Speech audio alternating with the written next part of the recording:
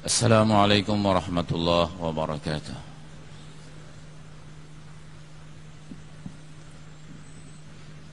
Alhamdulillah. Alhamdulillah nahmaduhu wa nasta'inuhu wa nastaghfiruhu wa nu'minu bihi wa natawakkalu alayhi. Wa na'udzu billahi min shururi anfusina wa min sayyiati a'malina. Man yahdihillahu fala mudilla lahu وَمَا يُضْلِلْ فَلَا هَادِيَ لَهُ وَنَشْهَدُ أَنْ لَا إِلَهَ إِلَّا اللَّهُ وَحْدَهُ لَا شَرِيكَ لَهُ وَنَشْهَدُ أَنَّ مُحَمَّدًا عَبْدُهُ وَرَسُولُهُ أَرْسَلَهُ بِالْهُدَى وَدِينِ الْحَقِّ لِيُظْهِرَهُ عَلَى الدِّينِ كُلِّهِ وَلَوْ كَرِهَ الْمُشْرِكُونَ.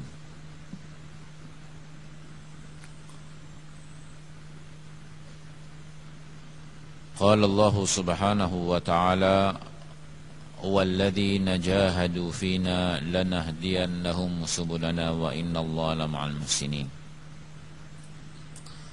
وقال النبي صلى الله عليه وسلم لغدوة في سبيل الله وروحة خير من الدنيا وما فيها أو كما قال صلى الله عليه وسلم.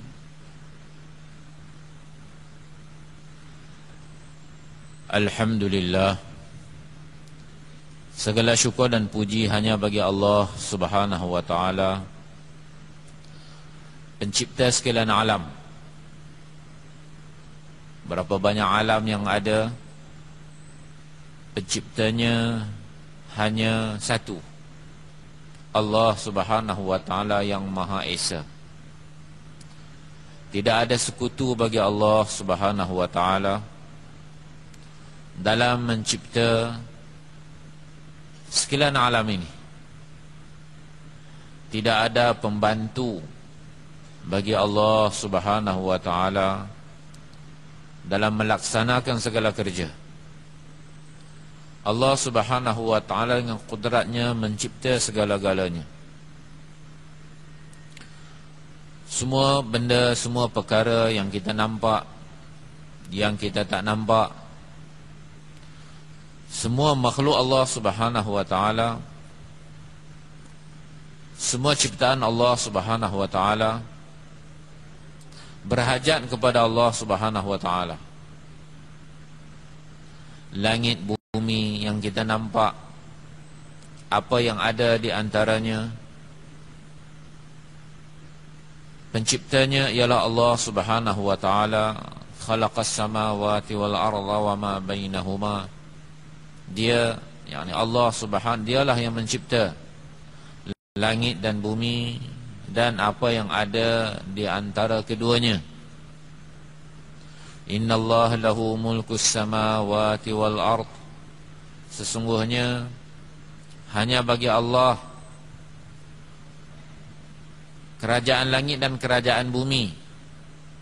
Yuhyi wa yumit.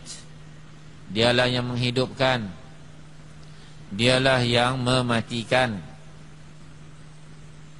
Wa ma lahum min dunihi min waliyyin wala nasir. Dan tidak ada bagi mereka selain daripada Allah Subhanahu wa ta'ala pembantu atau penolong. Qulillahumma malikul mulk. Katakanlah, bagi tahulah wahai Nabi kepada umat kamu, hanya bagi Allah, hanya bagi Allah kerajaan. Dia memiliki segala kerajaan, segala kuasa, segala ketinggian, hanya milik Allah Subhanahu wa ta'ala. Tidak ada yang memiliki selain daripada Allah Subhanahu wa ta'ala.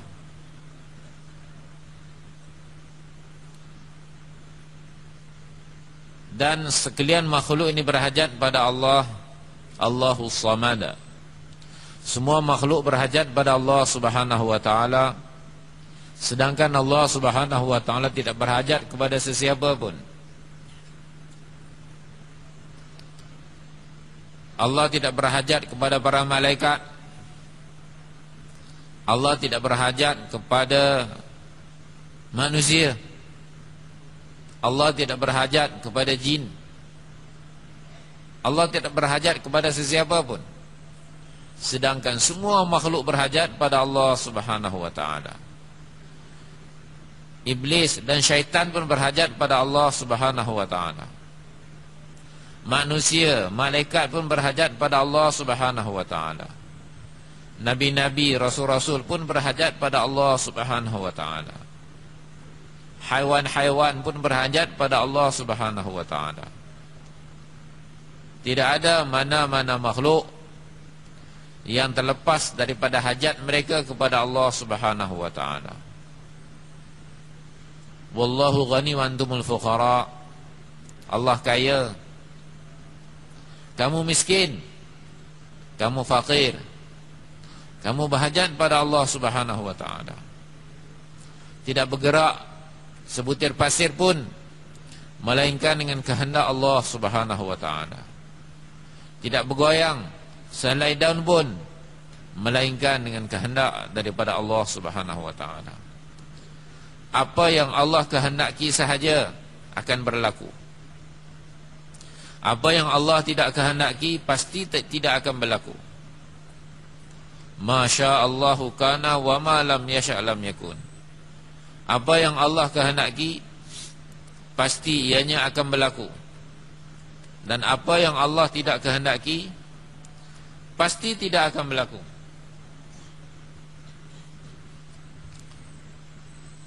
Sekalian makhluk kumpul untuk melakukan perkara yang Allah tidak berkehendak, pasti tak akan berlaku. Dan semua makhluk berkumpul untuk menghalang sesuatu yang Allah kehendak supaya jangan berlaku, tetap akan berlaku. Innama amruhu idza arada syai'an an yaqula lahu kun fayakun. Hanya saja urusan Allah, apabila Dia berkehendak akan sesuatu, maka Dia perintahkan jadi, maka jadi. Urusan Allah begitu mudah. Sebagaimana Allah Subhanahu wa taala telah mencipta manusia daripada tiada kepada ada. Kemudian manusia hidup, kemudian mati. Kemudian hancurkan mereka, binasakan mereka, daging-daging mereka, tulang belulang mereka. Kemudian Allah Subhanahu wa taala akan membangkitkan mereka semula daripada tanah.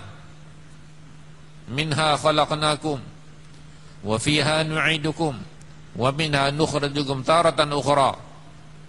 Daripada tanah kami jadikan kamu, ke dalam tanah kamu dikembalikan, dan daripada tanah kamu akan dikeluarkan.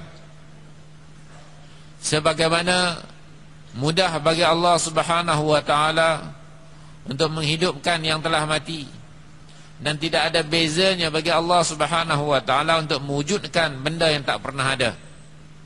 Badi'us samawati wal ard. Allah Subhanahu wa taala telah mencipta langit dan bumi tanpa contoh, tanpa misal yang sebelumnya. Allah dengan kudratnya, Allah dengan ilmunya, Allah dengan kebijaksanaannya telah mencipta segala-galanya. Semua makhluk yang terbentang yang kita nampak di hadapan kita, sama ada zahirnya kita nampak memberi manfaat ataupun zahirnya kita nampak memberi mudarat, pada hakikatnya semua makhluk-makhluk ini sedang berkhidmat kepada manusia. Semua makhluk-makhluk ini sedang berkhidmat kepada manusia.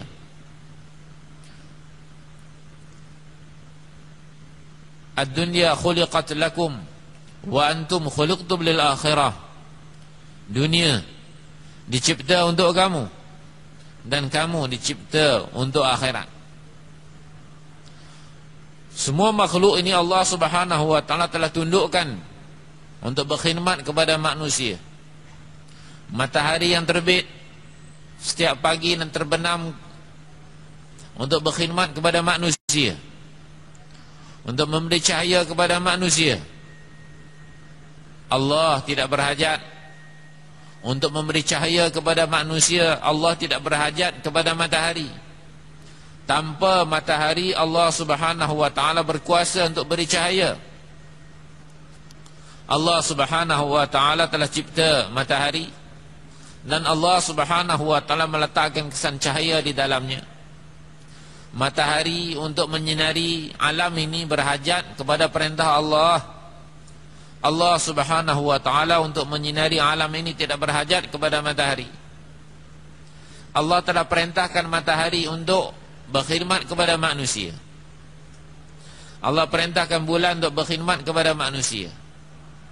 Allah telah perintahkan binatang-binatang untuk berkhidmat kepada manusia, untuk kepentingan manusia. Berapa banyak haiwan-haiwan dimakan setiap hari, berapa banyak ikan-ikan diangkat daripada laut untuk dimakan oleh manusia, berapa banyak ayam-ayam disembelih untuk dimakan oleh manusia, berapa banyak kambing-kambing telah disembelih untuk dimakan oleh manusia, berapa banyak lagi lembu-lembu disembelih untuk dimakan oleh manusia. Dan Allah Subhanahu wa ta'ala menggantikan semua ayam, lembu, ikan, kambing, apa sahaja yang dimakan oleh manusia daripada khazanahnya. Berapa banyak biji-bijirin yang manusia makan, daripada berasnya, gandumnya, balinya, jagungnya. Allah Subhanahu wa ta'ala ganti daripada khazanah Allah Subhanahu wa ta'ala. Dan dengan limpah kurnia Allah Subhanahu wa ta'ala, apa yang manusia makan, yang dikeluarkan sebagai buangan, dengan limpah kurnia Allah Subhanahu wa ta'ala, Allah uruskan, Allah kendalikan. Ianya semula kembali menjadi tanah. Allah sediakan makhluk-makhluknya yang taat untuk memakan, mencernakan semua hasil buangan manusia. Ulat-ulat yang taat dan patuh kepada perintah Allah Subhanahu wa ta'ala, hidupnya dalam najis, menyempurnakan perintah Allah Subhanahu wa ta'ala. Dan binatang-binatang ternakan patuh kepada manusia untuk menjadi rezeki kepada manusia, digunakan untuk membajak, disembelih, dimakan. Dan ada sebahagian binatang-binatang liar yang halal dimakan, dijadikan sebagai seperkara untuk memberi kepuasan kepada sebahagian hamba-hambanya. Ada yang merasa puas dengan berburu, ada yang merasa puas dengan memancing. Allah Subhanahu wa ta'ala meletakkan kesukaan hamba-hambanya dalam perkara-perkara tersebut. Semua inilah nikmat Allah Subhanahu wa ta'ala yang begitu banyak, tidak mampu untuk kita hitung dan bilang. Wa in ta'udu ni'matallahi la tuhsuha. Jika kamu ingin menghitung akan nikmat Allah, nescaya kamu tidak mampu untuk menghitungnya. Udara sentiasa berkhidmat kepada makhluk, dan Allah Subhanahu wa ta'ala menjadikan diri kita sendiri untuk berkhidmat kepada kita. Apa yang kita makan, bayangkan betapa hebatnya Allah Subhanahu wa ta'ala mencipta. Di dalam udara berbagai-bagai jenis gas ada. Tetapi apabila manusia dengan satu peralatan yang begitu mudah, hidung, Allah cipta lubang hidung dan bulu-bulu hidung, itu yang kita nampak zahirnya. Apabila bernafas, hanya oksigen yang masuk untuk keperluan manusia. Padahal udara satu perkara, benda yang kita tak nampak, yang wujud di mana-mana kita tak nampak. Dan juga gas-gas lain yang bercampur di dalam udara, tak nampak. Tetapi hanya dengan hidung yang begitu mudah, zahirnya, segi ciptaannya, Allah Subhanahu wa ta'ala menjadikan ianya sebagai satu penapis yang begitu berkesan kepada manusia untuk menapis segala gas-gas yang tidak diperlukan oleh manusia, bahkan yang menjadi racun kepada manusia, untuk manusia hidup dan untuk terus hidup. Betapa besarnya nikmat Allah Subhanahu wa ta'ala yang Allah cipta makhluk ini semua untuk berkhidmat kepada manusia. Dan semua makhluk ini taat. Semua makhluk ini taat atas perintah Allah Subhanahu wa ta'ala. Matahari yang begitu besar, yang berjuta kali ganda lebih besar daripada bumi ini, taat dan patuh berkhidmat kepada manusia. Dan setiap pagi terbit, setiap petang terbenam tanpa jemu, dengan perintah daripada Allah, dan dia taat. Haiwan-haiwan yang menjadi makanan manusia, mereka taat. Pokok-pokok yang Allah Subhanahu wa ta'ala tumbuhkan mereka juga taat pada manusia. Tidak pernah kita lihat bahawa pokok mangga dia tiba-tiba datang buah kelapa, tak pernah. Taat pada Allah bahawa pokok mangga khidmat dia pada manusia sampai masa musimnya keluarkan buah mangga. Begitulah semua pokok-pokok yang lain. Semua tumbuh-tumbuhan yang memberi manfaat daripada segi buah, dengan buahnya, yang memberi manfaat kepada manusia segi pucuknya, terus memberi manfaat kepada manusia melalui pucuk-pucuknya, yang memberi manfaat kepada manusia daripada daunnya, minyaknya. Apa sahaja manfaat yang Allah Subhanahu wa ta'ala cipta untuk berkhidmat kepada manusia, sepanjang hayat dia, dia terus bagi khidmat kepada manusia, terus taat kepada perintah Allah Subhanahu wa ta'ala dalam apa keadaan sekalipun. Sehingga ulat-ulat yang Allah perintah dari duduk hidup dia dalam najis, untuk menguruskan najis-najis manusia, dia taat. Tak pernah pun di kalangan mereka yang keluar daripada najis tersebut untuk mencari tempat lebih selesa untuk hidup, kerana perintah Allah untuk mereka untuk hidup dalam najis dan menyempurnakan tugas mereka, dan sampai mati mereka taat pada perintah Allah Subhanahu wa ta'ala. Inilah makhluk-makhluk yang Allah Subhanahu wa ta'ala untuk berkhidmat kepada manusia. Dan dalam makhluk-makhluk ini berkhidmat kepada manusia, mereka mempunyai kedudukan di sisi Allah Subhanahu wa ta'ala. Mereka mempunyai kedudukan. Mereka akan terus hidup.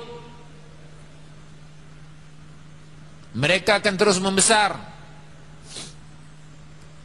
Tetapi apabila mereka tidak lagi memberi khidmat kepada manusia, tidak lagi mengingati Allah, daun-daun yang akan layu, daun-daun akan gugur, dahan-dahan akan mati, sampai satu tahap apabila pokok-pokok mangga contohnya tidak lagi memberi buah, dia akan ditebang, bahawa dia ni tidak layak lagi hidup di atas muka bumi ni. Dia ditebang. Kelapa sawit yang tidak memberi hasil dah 25 tahun ditebang, kerana khidmat yang sepatutnya dia bagi pada makhluk yang nama manusia ni tak dapat disempurnakan. Dia dah tak layak untuk hidup atas muka bumi ini, dia ditebang, dibakar.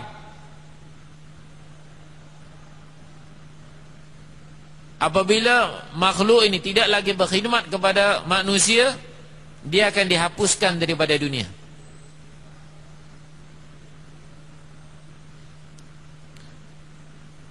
Manakala manusia juga Allah Subhanahu wa taala cipta untuk berkhidmat, untuk mengabdikan diri kepada Allah. Manusia kita ini, kamu ini dicipta untuk akhirat. Khuliqtum lil akhirah. Kamu dicipta untuk akhirat.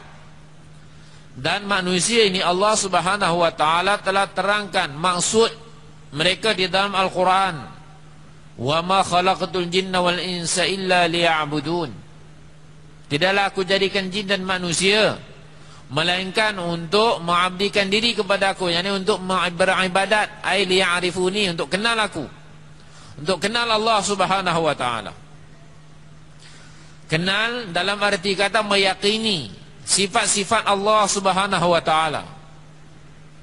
Allah tak dapat dilihat, Allah tak nampak, tak dapat disentuh.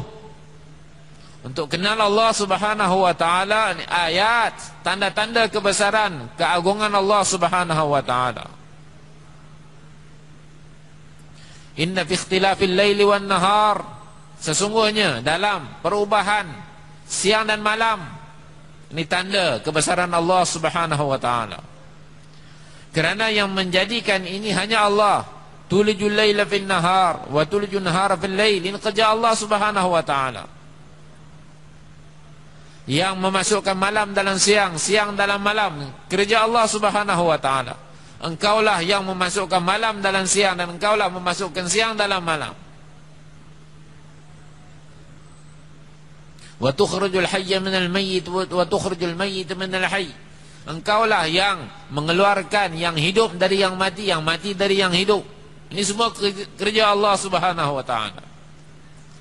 Ini tanda-tanda kebesaran Allah. Dan oleh makhluk-makhluk yang berkhidmat kepada manusia ini, mereka mendapat kedudukan di sisi Allah. Dan manusia, tapi makhluk yang nama manusia dan jin ni, mereka tak taat perintah Allah. Semua makhluk lain taat. Semua makhluk lain taat. Tak kira apa benda makhluk pun, selain daripada manusia dan jin, semua taat. Tetapi manusia dan jin ni, sebahagian taat, sebahagian tak taat. Padahal mereka ialah asal. Mereka ialah asal.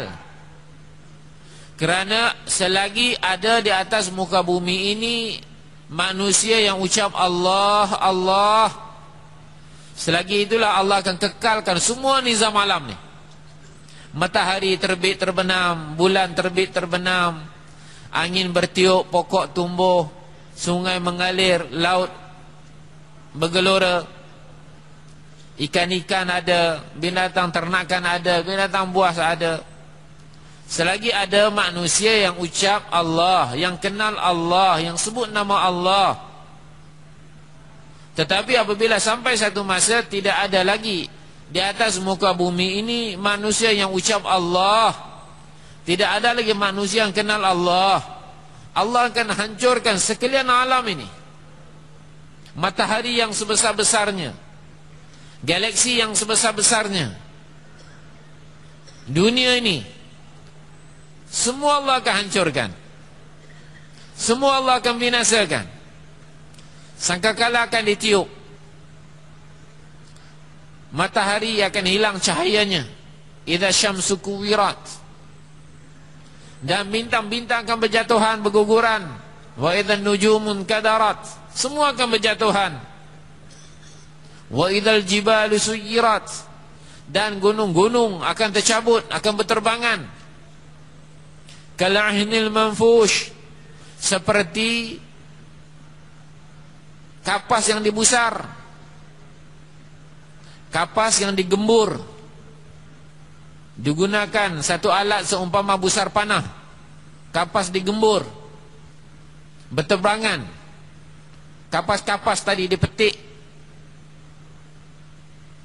semuanya akan binasa.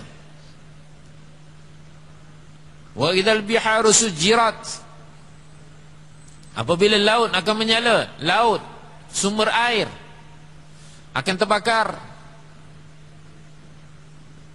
Wa idzal wuhushu husyirat, binatang-binatang buas akan berkumpul. Wa idzal isyaru uttilat, unta-unta bunting yang disayangi pun ditinggalkan oleh Tuhan dia. Semua ni akan binasa, semua ni akan hancur apabila tidak ada atas muka bumi ini manusia yang ucap la ilaha illallah. Tidak ada manusia yang kata Allah, Allah. Manusia asal. Tetapi manusia ni dia tak taat. Sebahagian taat, sebahagian tak taat. Oleh kerana mereka ialah asal, manusia apabila tidak taat pada Allah Subhanahu wa taala akan datang halat, ahwal daripada Allah. Datang bala, datang malapetaka, datang azab. Semua kerana amalan manusia. Dan apabila manusia tidak taat pada Allah, datang azab Allah Subhanahu wa taala, semua makhluk-makhluk lain terkesan. Manusia tidak mengeluarkan zakat, datang kemarau, bukan manusia saja menderita, pokok pun menderita, binatang pun menderita, semua menderita. Kesan daripada amalan manusia, mengurangkan takaran, mengurangkan timbangan. Arak dan zina menjadi am, datang penyakit-penyakit yang baru, dan musim-musim tak menentu. Ini semualah kesan daripada amalan manusia. Oleh kerana itu, laut meminta daripada Allah untuk menelan, membinasakan orang yang tidak taat, yang berjalan di atas muka bumi. Setiap hari laut minta kepada Allah Subhanahu wa taala untuk menenggelamkan manusia, untuk mencakuk manusia dengan ombak-ombaknya yang dahsyat akan manusia yang tidak taat pada Allah. Kerana kesan daripada manusia yang tak taat pada Allah juga terkena pada laut. Bumi meminta daripada Allah Subhanahu wa taala untuk menelan orang yang tidak taat pada Allah. Setiap hari bumi minta. Sedang dia berjalan, bumi terbelah dan telan dia. Laut minta, sedang dia berjalan, bahawa ombaknya mencakuknya dan hanyutkan dia dalam laut, hapuskan dia. Hamba manusia yang nama manusia ni, yang berjalan atas muka bumi Allah, tidak taat pada Allah Subhanahu wa taala. Apabila manusia tidak taat pada Allah Subhanahu wa taala, makhluk-makhluk lain ni akan komplain. Makhluk-makhluk lain ni yang sentiasa taat untuk khidmat kepada manusia semata-mata atas perintah Allah, dan manusia ni juga mendapat perintah daripada Allah untuk taat pada Allah, tapi tak taat. Dan sebagaimana makhluk-makhluk lain, dalam mereka mentaati manusia ini, mereka berkhidmat kepada manusia atas perintah Allah, mereka ada kedudukan di sisi Allah Subhanahu wa taala. Tontonan dari mati Allah, bagaimana keadaan seorang manusia yang taat pada Allah, bagaimana kedudukannya di sisi Allah Subhanahu wa taala, bagaimana kemuliaannya di sisi Allah Subhanahu wa taala. Makhluk-makhluk sekalian yang berkhidmat kepada manusia, dengan sebab tersebut mereka taat pada Allah dan mereka khidmat kepada manusia, menjalankan tugas mereka. Pun begitu, Allah tidak masukkan mereka dalam syurga. Tetapi manusia yang taat pada Allah Subhanahu wa taala, Allah janjikan syurga untuk mereka. Kekal mereka dalam syurga. Kekal mereka dengan nikmat-nikmat syurga. Kekal mereka dengan keredaan Allah Subhanahu wa taala.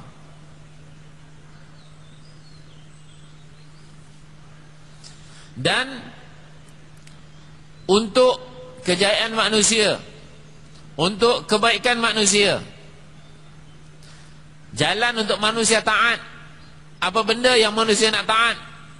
Taat atas perintah Allah yang Allah Subhanahu wa taala utuskan di atas muka bumi ini atas nama agama.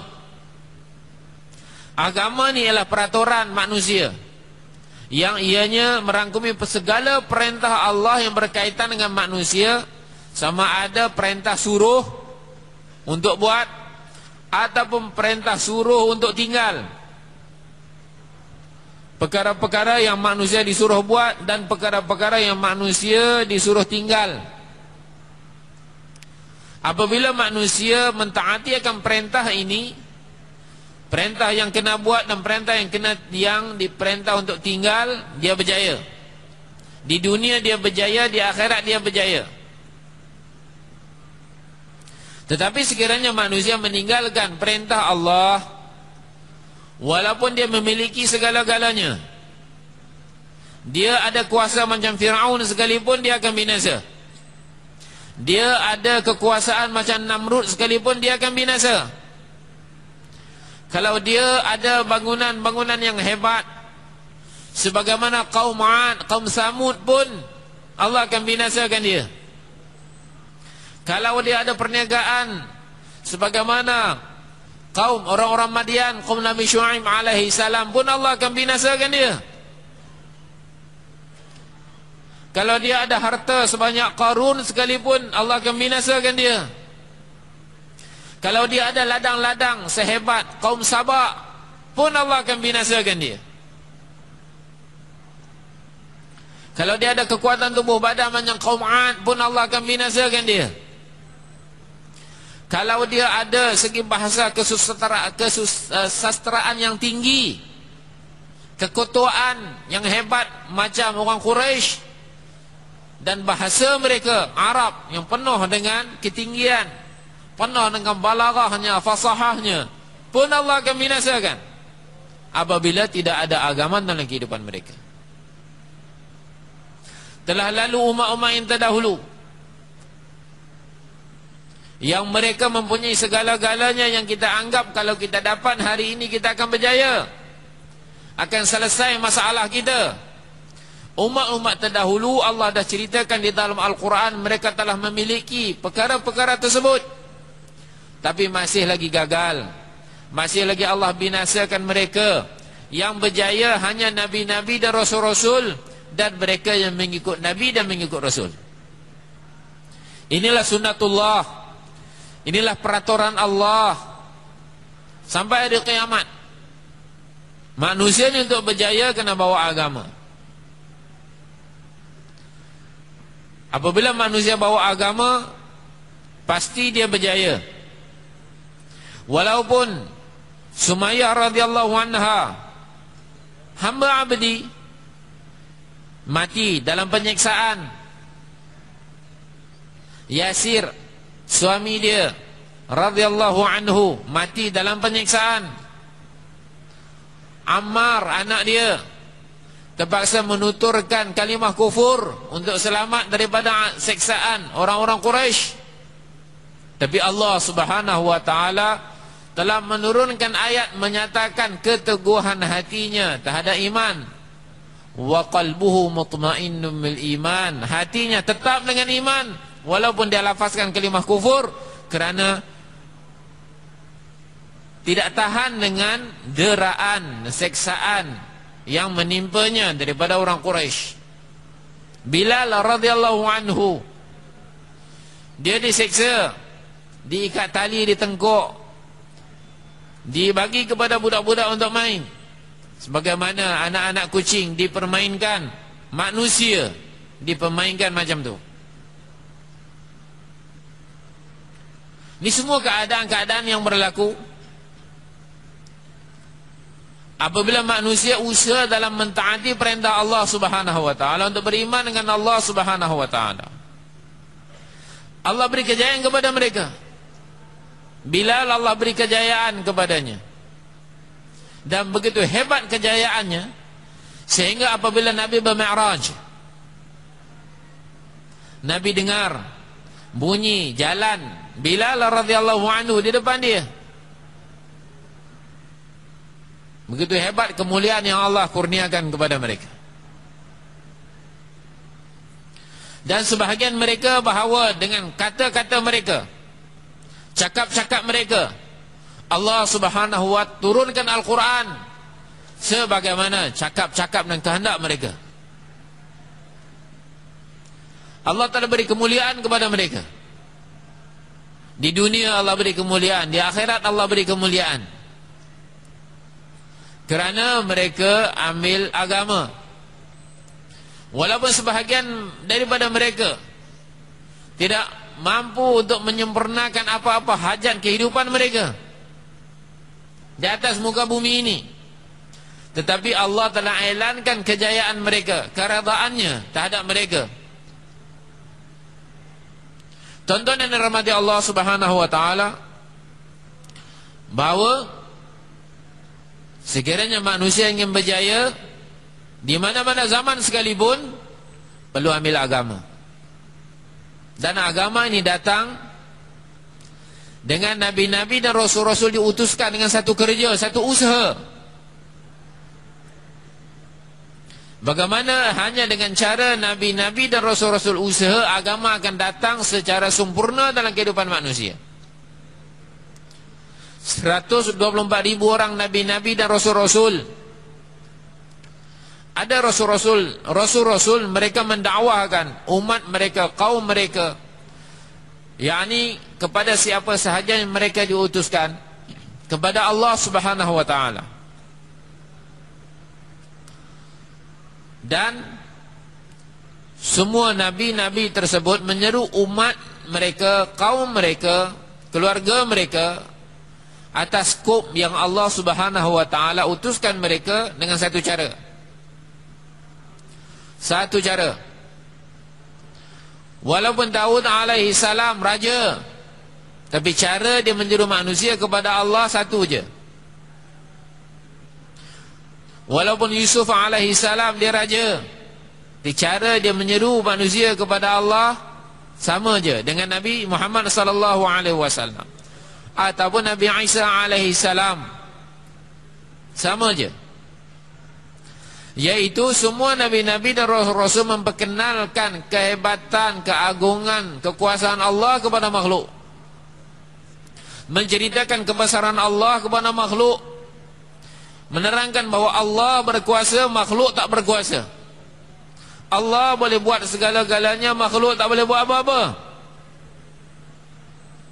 Makhluk sekadar berikhtiar, makhluk sekadar mencuba. Yang menjadikan Allah Subhanahu wa ta'ala. Makhluk berusaha, makhluk mencuba, makhluk berikhtiar. Yang menjadikan Allah Subhanahu wa ta'ala. Sekiranya ikhtiarnya, cubaannya, usahanya menepati apa yang Allah kehendaki, jadi. Sekiranya dia usaha, dia cuba, dia ikhtiar, tapi tidak bertepatan dengan apa yang Allah kehendaki, tak jadi. Jadi ataupun tak jadi, semuanya dengan kehendak Allah Subhanahu wa ta'ala. Dengan kehendak Allah jadi, dengan kehendak Allah tak jadi. Tuan-tuan dan rahmati Allah Subhanahu wa ta'ala, usaha nabi-nabi dan rasul-rasul, semua nabi-nabi dan rasul-rasul datang menyeru manusia kepada Allah, dan dengan dakwah mereka, seruan mereka kepada manusia, menyeru manusia kepada Allah, ataupun dakwah mereka, Allah Subhanahu wa ta'ala telah datangkan hidayat kepada manusia. Dengan dakwah mereka lah hidayat datang. Dengan dakwah mereka lah manusia dapat petunjuk. Dalilnya, apabila nabi-nabi dan rasul wafat, agama ada tapi dakwah tak ada. Karena nabi dah wafat, usaha agama terhenti. Umatnya terus beribadat dan beribadat. Tetapi akhirnya apa berlaku? Setelah berlalunya zaman, manusia-manusia yang datuk nenek mereka orang yang beriman telah mula menyembah berhala. Kembali menyembah berhala apabila tidak datangnya Nabi buat usaha dakwah. Bila diutuskan saja Nabi, Diutuskan saja Rasul, mula berusaha dakwah, mula manusia datang kepada agama, mula hidayah datang daripada Allah Subhanahu wa taala. Dan Allah telah ceritakan pengutusan nabi demi nabi dalam Al-Quran. Satu lepas satu nabi diutuskan oleh Allah Subhanahu wa taala di dalam Al-Quran, dan mereka menyeru manusia kepada Allah Subhanahu wa taala. Dan dengan datangnya Rasul, dengan usaha yang dibawa oleh Rasul, manusia dapat hidayah. Dan itulah satu sunnatullah, peraturan Allah sampai hari kiamat, untuk bawa agama dalam umat, dalam manusia ini, dakwah perlu dijalankan. Sekiranya dakwah tidak dijalankan sebagaimana umat terdahulu, agama yang sedia ada akan kurang daripada hidup manusia. Oleh kerana itu tuan-tuan yang mulia, para sahabat, mereka diseksa untuk tinggalkan agama, pun mereka tak tinggalkan agama, mati dalam penyiksaan. Orang-orang kafir menghalang mereka untuk sebarkan agama, mereka berjihad, mereka syahid di jalan Allah, pun syahid, tapi untuk henti tidak.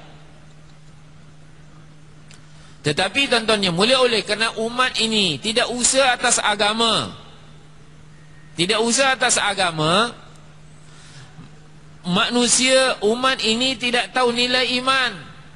Harga iman dia tak tahu.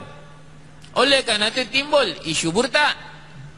Sebab manusia tak tahu nilai iman. Dia tak tahu dengan nilai iman sebesar zarah apa dia akan dapat di akhirat. Syurga besarnya 10 ganda kali dunia. Iman sebesar zarah, sebesar zarah tuan-tuan yang mulia, dapat syurga besarnya 10 ganda kali dunia. Walaupun dibandingkan dengan ahli syurga tu 10 kali dunia ni kecil, kecil sangatlah. Tetapi nak bandingkan kita, yang kita berebut nak dapatkan sebanyak-banyak dunia sehingga tinggalkan perintah Allah, seorang mukmin yang mati dengan iman sebesar zarah akan dapat syurga 10 ganda kali dunia. Besar dibandingkan dengan i'tibar kita. Dibandingkan dengan i'tibar akhirat, syurga memang kecil lah. Kerana perjalanan manusia ialah seumpama kelajuan cahaya dalam akhirat. Kerana tunggangan mereka burak, dan burak ni sekali dia melangkah sejauh mata memandang. Mana sejauh mata memandang sekali pergi, sejauh mata memandang ni yang boleh sampai tu kelajuan cahaya. Cahaya yang nampak sampai ujung. Ya ni perkiraannya lebih kurang 300,000 kilometer sesaat. Jadi kalau 10 ganda 10 sebesar 10 kali ganda dunia ni, sekejap je, sekejap je pusing sampai. Macam kita ada dalam rumah kita, nak pergi ke dapur, sekejap. Daripada dapur datang ke anjung, sekejap. Anjung masuk bilik, sekejap. Kerana dekat. Dan di akhirat kerana cepat.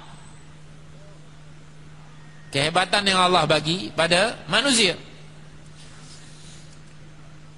Kerana manusia tidak tahu nilai iman, manusia gadai iman. Manusia tidak tahu nilai amal, manusia gadai amal. Padahal di zaman sahabat, di zaman Utsman radhiyallahu anhu, kerana kebun mereka melalaikan mereka dari bilangan rakaat, bukan tinggal sembahyang pun. Dan zahirnya sembahyang dalam kebun ni sembahyang sunat, sembahyang seorang-seorang, sembahyang sunat. Sembahyang fardu berjemaah di masjid, zahirnya sembahyang sunat je. Apabila lalai bilangan rakaat, dan satu kisah asyik tengok burung tak boleh terbang keluar daripada kebun yang begitu subur, Terus jumpa Rasulullah sallallahu alaihi wasallam, kebun saya telah melalaikan saya daripada rakaat saya, melalaikan daripada sembahyang saya, solat saya. Tolong belanjakan di jalan Allah. Zaman Uthman radhiyallahu anhu asyik tengok burung yang tak boleh terbang keluar daripada kebun yang begitu subur, rimbun, lebat daun. Pergi pada Uthman, Amirul Mukminin, kebun saya tolong belanja di jalan Allah. Harta dikorbankan untuk amal. Tetapi oleh kerana umat ini tidak usaha atas iman, atas amal, iman dikorbankan untuk dunia, amal dikorbankan untuk dunia. Sembahyang jemaah dikorbankan sebab kedai, sembahyang berjemaah dikorbankan kerana mesyuarat. Tetapi sahabat radhiyallahu anhum bukan kedai, bukan kebun. Untuk agama tuan-tuan yang mulia, nyawa pun mereka sanggup bagi. Nyawa sanggup bagi. Itu mereka ada seorang satu nyawa. Seorang satu nyawa. Abdullah bin Huzafah radhiyallahu anhu kata, kalaulah aku ada nyawa sebilangan bulu roma di tubuh aku akan korbankan satu persatu di jalan Allah Subhanahu wa taala. Ini semangat yang ada pada para sahabat. Tuan-tuan dan rahmati Allah Subhanahu wa taala, tidak heranlah sikap yang ada pada mereka, keazaman yang ada pada mereka, bahawa dengan masa yang pendek agama telah tersebar ke seluruh alam. Sampai zaman Umar radhiyallahu anhu, zaman Nabi 23 tahun, Abu Bakar 2 tahun setengah, zaman Umar 12 tahun, 2/3 dunia dah sampai Islam. Orang-orang kafir akur dengan orang Islam, hormat orang Islam, sanjung orang Islam, jadi kuli orang Islam. Tetapi tuan-tuan yang mulia, apabila umat ini tinggal kerja dia, tinggal usaha dakwah, dan kita tak payah cerita, semua orang faham apa dah jadi dengan orang Islam. Semua yang satu masa dulu berlaku dengan orang kafir, sekarang benda yang sama berlaku dengan kita. Kerana umat ini tinggal maksud kerjanya, maksud dakwah. Di atas kerja yang mulia ni, saya dan tuan-tuan diutuskan oleh Allah Subhanahu wa taala.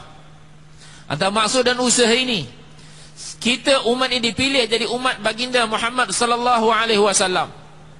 Kerana umat inilah umat yang menyambung kerja Nabi. Tidak seumpama Nabi-Nabi yang terdahulu. Nabi yang terdahulu apabila wafat Nabi, kerja usaha dakwah terhenti. Kerana Allah akan menghantar seorang Nabi yang lain. Allah akan menghantar seorang Nabi yang lain. Tetapi umat ini tidak ada Nabi yang akan datang selepas baginda sallallahu alaihi wasallam sampai hari kiamat. Kerana Allah telah buat keputusan kerja dan tanggungjawab menyeru manusia kepada Allah, yaitu tanggungjawab kerja kenabian telah diberikan kepada setiap umat ini, lelaki dan wanita. Siapa sahaja yang ucap kalimah la ilaha illallah Muhammadur Rasulullah, dia bertanggungjawab atas agama, dia bertanggungjawab untuk amalkan agama pun dia bertanggungjawab, untuk dakwahkan agama pun bertanggungjawab. Tetapi malangnya rata-rata umat hari ini, dia merasai bahawa tanggungjawab dia untuk amalkan agama saja. Untuk amalkan agama saja dia rasa dia tanggungjawab. Untuk dakwahkan agama, orang lain kena buat, dia tak perlu. Tuan-tuan dan rahmati Allah Subhanahu wa taala, dan atas kerja inilah umat ini dipilih. Kita dipilih oleh Allah untuk jadi umat baginda sallallahu alaihi wasallam. Kita memang dah reserve. Bukan kita datang secara kebetulan akhir zaman jadi umat Nabi. Awal sikit umat Musa alaihi salam. Kalau awal lagi mungkin jadi anak-anak tu Adam alaihi salam. Bukan, kita dipilih. Kita ni, ruh-ruh kita pernah pun ditunjukkan oleh Allah Subhanahu wa taala kepada Musa alaihi salam. Penuh ufuk, gelap. Ni ialah umat Nabi sallallahu alaihi wasallam. Musa pun pernah minta untuk memiliki umat ini. Allah telah khususkan umat ini untuk Nabi sallallahu alaihi wasallam. Ruh kita daripada alam arwah lagi dah reserve. Ini umat Nabi sallallahu alaihi wasallam. Bukan kebetulan. Allah dah pilih. Huwajtabakum. Dia dah pilih kamu. Allah dah pilih. Allah dah pilih kita. Kerana umat ini Allah beri kemampuan untuk sambung kerja kenabian, untuk menyeru manusia kepada Allah. Dan cara yang Allah Subhanahu wa taala bagi kepada umat ini millata abikum Ibrahim alaihi salam, yaitu millah, tariqah, agama, cara Ibrahim alaihi salam. Cara Ibrahim alaihi salam.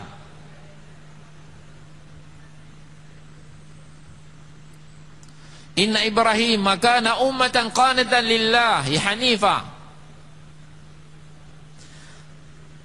Sesungguhnya Ibrahim alaihi salam dia seorang, Allah kata ummatan qanitan lillah, umat, yakni imam yang ditaati, yang dicontohi, hanifan, yang berada di atas hak, yang menyimpang daripada segala kebatilan berada di atas hak. Dan dia bukan di kalangan orang yang menyekutukan Allah Subhanahu wa taala.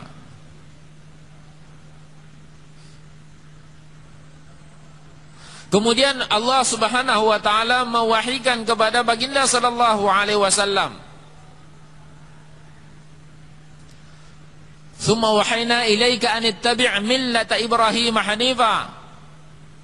Selepas ayat inna Ibrahim kana ummatan qanitan lillahi hanifan, kemana ayat yang selepas tu, selang satu ayat Allah kata "Tsumma wahayna ilaika an ittabi' millata Ibrahim hanifa." Kemudian kami wahykan kepada engkau wahai Muhammad sallallahu alaihi wasallam bahawa ikutlah millah, cara, agama Ibrahim alaihi salam. Dan kata kita lihat kehidupan Ibrahim alaihi salam penuh dengan pengorbanan, penuh dengan susah payah. Apabila baginda mula dakwah, yang manusia semua taat pada Namrud, untuk makan maka kena sujud kepada Namrud, untuk dapat biji-bijian, untuk dapat bijirin untuk makan kena sujud pada Namrud. Ibrahim alaihi salam dia tak pergi. Dia hanya berdoa pada Allah, bertawakul pada Allah Subhanahu wa taala. Allah sempurnakan keperluannya. Kemudian akhirnya Namrud telah berusaha untuk bakar Ibrahim alaihi salam. Ini satu mujahadah, menentang satu raja yang berkuasa, yang ada tentera, ada kekayaan, ada segala-galanya. Ibrahim alaihi salam seorang diri, tidak ada makhluk bersamanya, tapi Allah bersama dengan baginda. Baginda dibakar, dicampak dalam api. Allah selamatkan, sejahterakan Ibrahim alaihi salam. Kemudian apabila baginda alaihi salam dah bernikah dengan Hajar, dapat anak Ismail alaihi salam, bertambah kecemburuan Sarah, dan mereka telah diperintahkan oleh Allah untuk hantar Hajar dan Ismail alaihi salam di tempat yang begitu jauh. Ibrahim alaihi salam di Syam, di Syria. hantar pergi ke Hijaz, ke Mekah Mukarramah. Berapa jauh? Ribuan kilometer. Datang naik unta. Begitu jauh perjalanan baginda daripada Syam datang ke Mekah. Orang pun tak ada, tinggalkan fi wadin ghairi zara'. Al-Quran mengisahkan di satu wadi, satu lembah yang tidak ada tumbuhan, yakni tidak ada asbab kehidupan. Tinggal situ, kosong. Orang tak ada untuk bermesra, rumah tak ada untuk berteduh. Sedikit bekalan makanan, kurma dan sedikit air. Kemudian dia terus keluar, balik ke Syam, meneruskan usaha kerja dakwah. Ibrahim alaihissalam, seorang nabi, seorang rasul yang mempunyai ta'alluq ataupun hubungan yang sempurna dengan Allah. Apabila manusia ada hubungan yang sempurna dengan Allah, hubungan dengan makhluk pun sempurna. Dia tak boleh jadi satu orang hubungan dengan Allah sempurna, dengan makhluk tak sempurna. Tak mungkin. Dia Masya Allah, ibadat, puasa, haji, semua hubungan yang sangat tinggi dengan Allah, tapi hutang tak bayar. Tak ada. Dia ni wali Allah, cukup hampir dengan Allah, zikir ribu-ribu, ibadat tahajud tak tidur malam, tapi ambil tanah orang, contohnya. Tak mungkin. Manusia yang ada hubungan yang sepenuhnya dengan Allah, hubungan dengan makhluk pun penuh. Tak mungkin satu orang yang dia menzalimi makhluk, tapi dia kata dia orang paling hampir dengan Allah Subhanahu wa ta'ala. Tak mungkin. Oleh kerana Ibrahim alaihissalam mempunyai hubungan yang sempurna dengan Allah, hubungan dengan makhluk pun sempurna. Bayangkan hati seorang nabi, kasih, sayang, belas kasihan terhadap seorang isteri dan anak. Kita oleh kerana hubungan kita dengan Allah tidak sempurna, hubungan kita dengan makhluk pun tak sempurna. Kadang kita menzalimi orang lain, kadang hutang orang pun tak bayar, kadang tanah orang pun himpit, kadang dalam masjid okey, di luar tak okey, di mahallah okey, kat pejabat tak okey. Masalah semayang tip top, semayang, zakat, umrah, alhamdulillah bagus. Muamalat tak boleh pakai, janji tak boleh pakai, muasyarat teruk. Sebab hubungan kita dengan Allah tak sempurna, ta'alluq ma'allah kita tak sempurna, ta'alluq kita dengan manusia pun tak sempurna. Tapi bayangkan Nabi telah meninggalkan Sarah, telah meninggalkan Hajar dan Ismail alaihissalam, bayi yang tak faham apa-apa. Bagaimana pengorbanan baginda. Kemudian dah jauh duduk di Syam, datang sekali segala. Dalam hasyiah Sahih Bukhari bahawa baginda datang ziarah dengan burak, datang seketika. Dan sekali apabila baginda datang,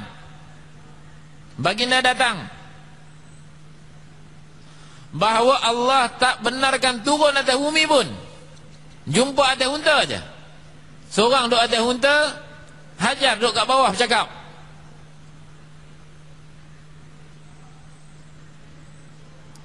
Kemudian balik, bayangkan pengorbanan seorang suami yang tinggalkan isteri yang ditinggalkan begitu lama, seorang anak. Bagaimana? Maksudnya kasih sayang yang ada, keikhlasan kerana Allah. Seorang Nabi, seorang isteri Nabi. Kita 40 hari 4 bulan pun Masya Allah, bila balik je, kadang sepatutnya datang hari Karguzari sampai 2 hari sebelum Karguzari dah sampai, semangat nak balik. Nak buat usaha tempatan. Allahu Akbar. Keadaan kita.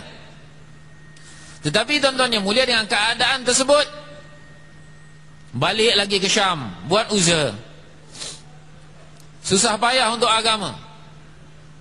Kemudian apabila Ismail dah besar, seorang ayah yang tua, ada anak yang besar, daripada isteri kedua pula tu, lagilah sayang.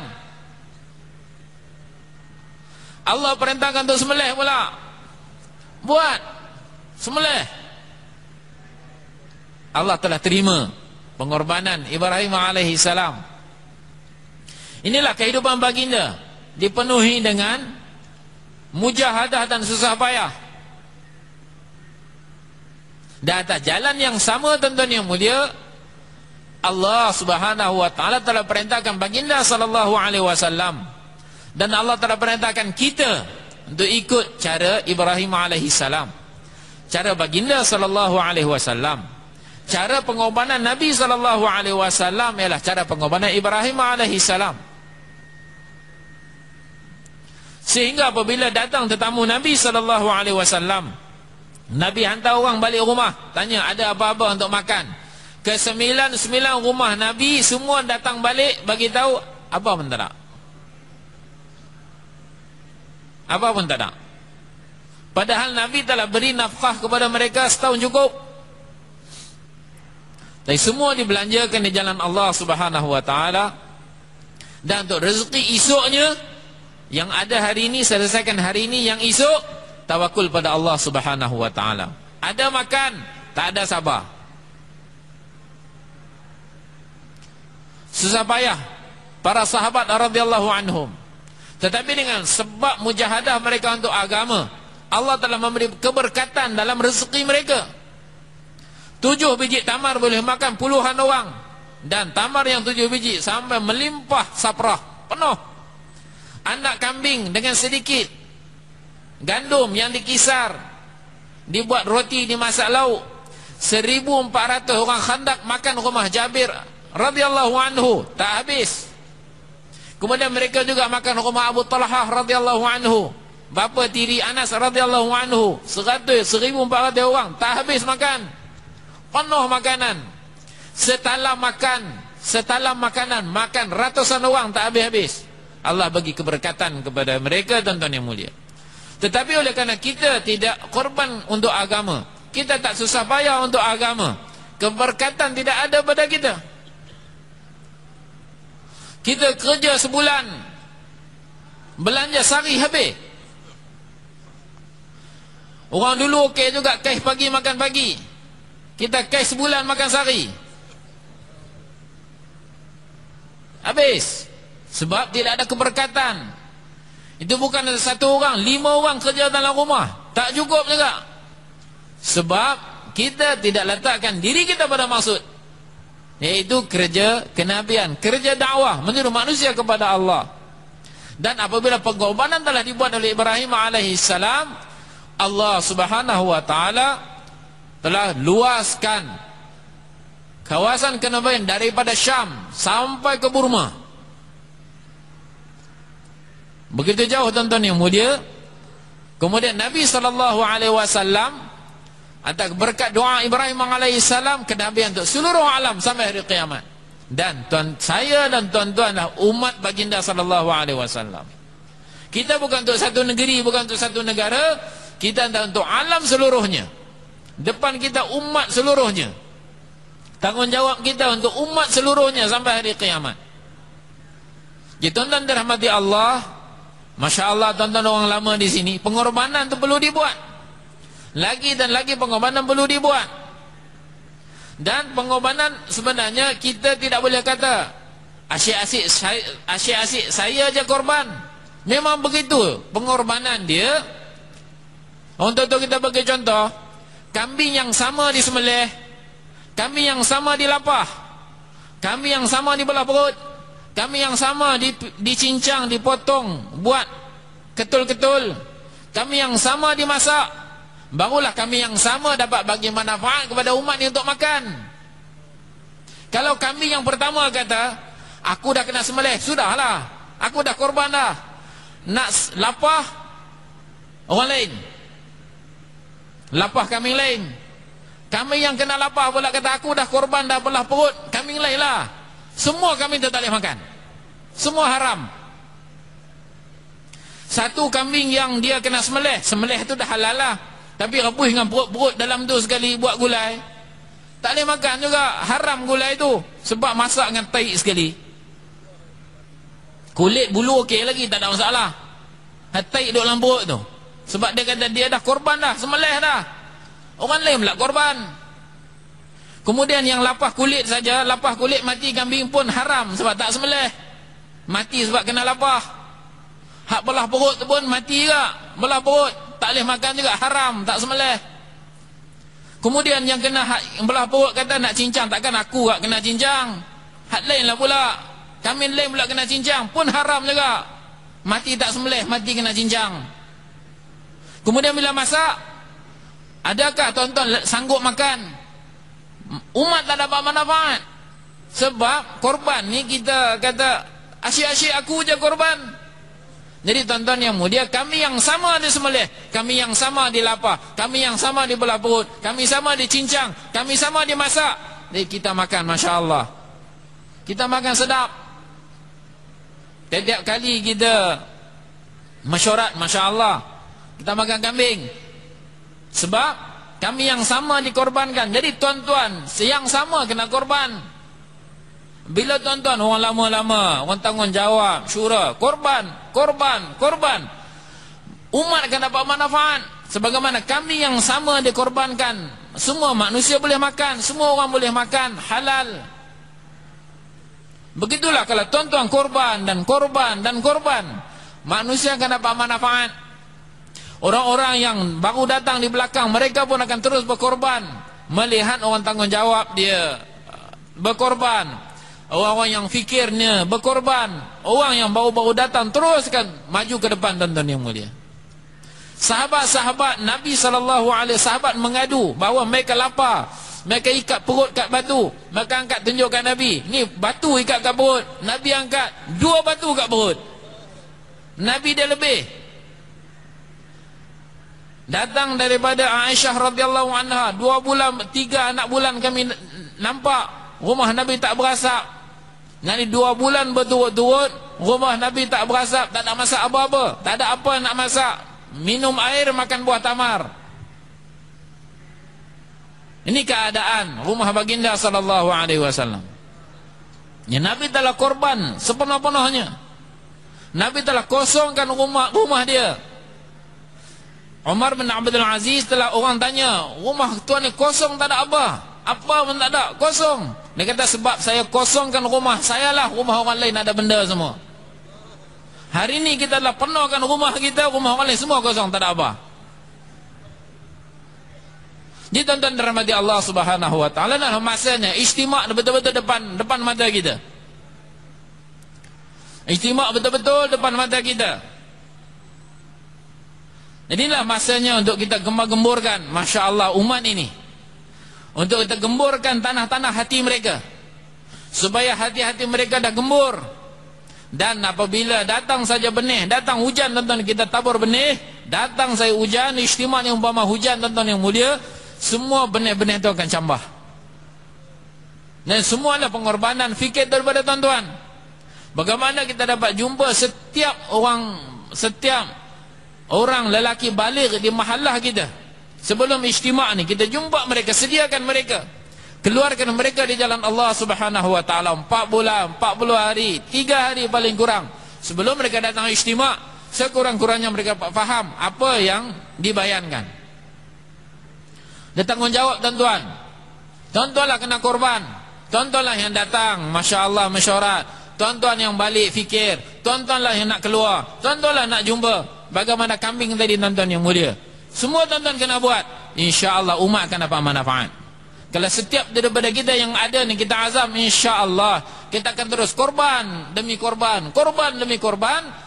Insya Allah tuan-tuan yang mulia, kita yakin dalam masa yang pendek, masa yang singkat, sebagaimana Allah telah tiupkan angin hidayah dan am di zaman Nabi sallallahu alaihi wasallam, dengan keberkatan daripada ijtima' kita yang akan berlangsung di 13 tempat ni, Allah akan tiup angin hidayat di seluruh Malaysia, bahkan di seluruh dunia tuan-tuan yang mulia, insya-Allah tuan-tuan. Atau maksud ni kita minta siapa di antara tuan-tuan yang sedia untuk keluar 4 bulan tunai, masya-Allah.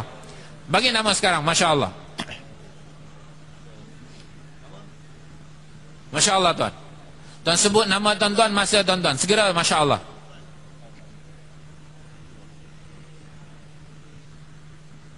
Masya-Allah, semoga Allah terima. Lagi tuan, masya-Allah. Masya-Allah. Masya-Allah, semoga Allah terima. Lagi tuan, masya-Allah. Bagi nama tuan. Dia tebu pun 3 kali dia mesin tuan. Dah 3 kali mesin tu ke habis dah baru jadi hampas. Tuan-tuan ni masya-Allah, tuan kata kami dah perah baru sekali tuan. Sekali je ada lagi. Kali kedua perah, keluar lagi insya-Allah. Kali 3 keluar, lepas tu barulah tak ada apa. Masya-Allah. Ni tuan, masya-Allah.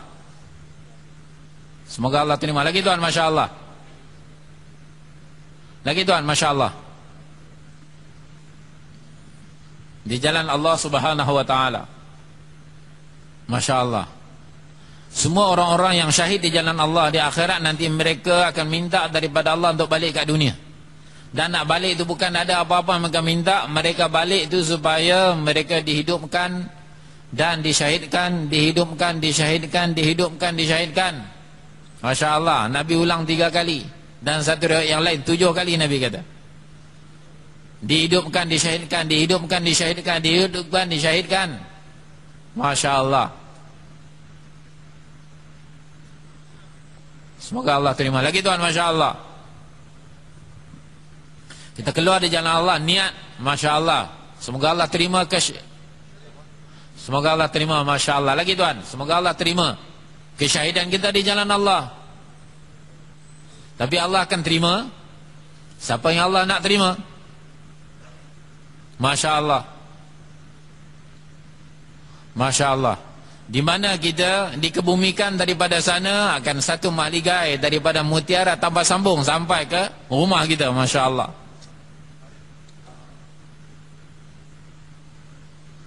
Hari-hari berada di jalan Allah, hari-hari yang di akhirat nanti kita akan rasa rugi. Alangkah baiknya kalau sekalian hari-hari hidup kita berada di jalan Allah Subhanahu wa taala. Masya-Allah.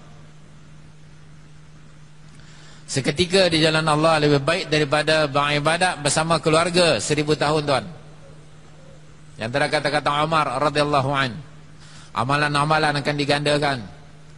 Dan lebih-lebih lagi sebelum ijtima', semua ganjaran dan pahala orang-orang yang hadir ijtima', beribadat di medan ijtima', yang keluar selepas ijtima', semua kita akan dapat tuan-tuan yang mulia. Dan niat kita satu untuk usaha untuk menjayakan ijtima', mengeluarkan jemaah-jemaah, menyempurnakan azam-azam kita jemaah-jemaah sebelum ijtima' dan selepas ijtima'. Masya-Allah. Masya-Allah, semoga Allah terima. Masya-Allah. Lagi tuan, masya-Allah. Ramai lagi umat-umat tak dijumpai, masya-Allah. Masih ramai lagi. Kita dapat keluarkan mereka di jalan Allah Subhanahu wa taala. Masya-Allah. Kita lihat kekuasaan Allah Subhanahu wa taala. Kemampuan kita tak boleh buat apa-apa. Kita hanya cuba doa, mohon pada Allah yang mengeluarkan mereka ialah Allah Subhanahu wa taala. Masya-Allah tuan-tuan.